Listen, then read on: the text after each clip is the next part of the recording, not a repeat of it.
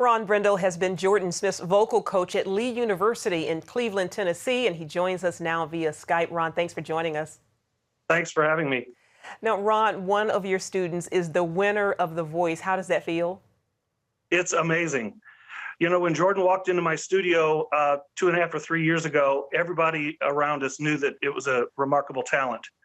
But to watch somebody go after something the way he's gone after it is pretty remarkable. I remember when he came to me saying he was going to have to step out of school for a while and why. I encouraged him to do it, and I'm really glad tonight that I did. Awesome. Well, what was it like coaching him at Lee? How did you help to prepare him?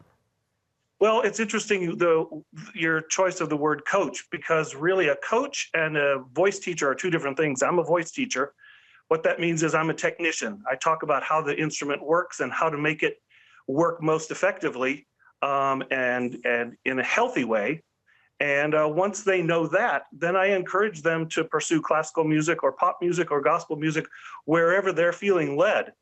But the real issue is that my job is as a technician to make sure that they know how to sing. And that was the bottom line with Jordan. Amazing. Well, those falsettos are absolutely amazing.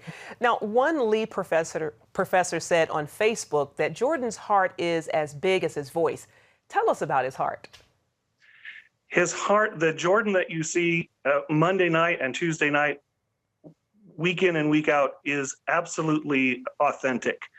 One of the kindest, gentlest people that I know, a ready smile and a healthy laugh, and a good dark side that I think all comes together to help him be a really great communicative artist.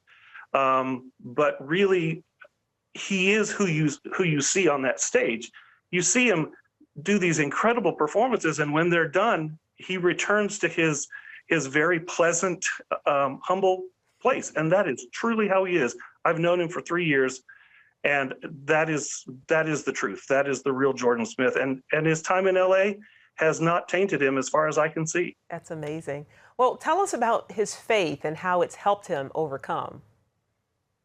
Very strong Christian commitment from a little town in Kentucky, and then decided to come to Lee University in Cleveland, Tennessee, and immediately became involved in worship leading and in choirs that do ministry and even crossover work. And he's done, work in more than one field. With me, it was the study of classical music, but he hasn't wavered. He just decided, apparently a long time ago, this is what he believed, and it's truth in his life. And I believe that that's what he intends to communicate by living the life, living the truth in whatever setting, whatever venue, whatever genre he finds himself. And I think he's that solid. I think he's that committed to his belief, to Jesus Christ. And I think you'll see that for the long run. Awesome. Well, Lee University is known for its music program, and it has sent several contestants to these shows. Last year, Clark Beckham was a finalist on American Idol. That says a lot for your school, doesn't it?